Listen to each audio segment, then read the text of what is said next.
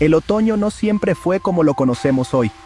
Para los antiguos mexicas, no era solo el fin del verano, sino un momento sagrado de tránsito.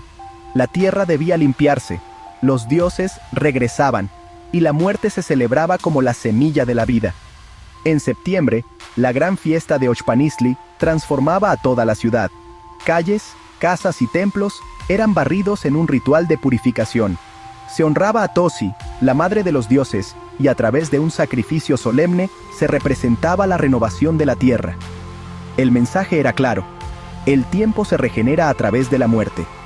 Después venía Teotleco, la fiesta de la hospitalidad divina. Se creía que las deidades descendían para visitar sus templos. Los barrios levantaban altares, ofrecían flores, tamales, danzas y copal. Era un tiempo de gratitud por la cosecha y de preparación para los vientos fríos que ya se anunciaban. Para los mexicas, el otoño era muerte que fecunda. La caída de las hojas y la llegada del viento eran símbolos del viaje al Mictlán, el inframundo, pero no como final, sino como el umbral de un nuevo comienzo. La muerte era el paso necesario para que la primavera renaciera. Con la llegada del cristianismo, estos rituales se transformaron, pero no desaparecieron.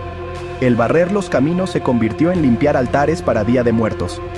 El recibir a los dioses se fundió con la idea de recibir a las almas de los difuntos. Incluso hoy, en comunidades del centro de México, en septiembre y octubre se limpian cementerios y caminos, como eco de aquel Ochpanistli ancestral. El otoño mexica nos recuerda que la muerte no es final, sino tránsito, que los dioses y los ancestros siempre vuelven, y que cada hoja que cae es promesa de una flor que nacerá.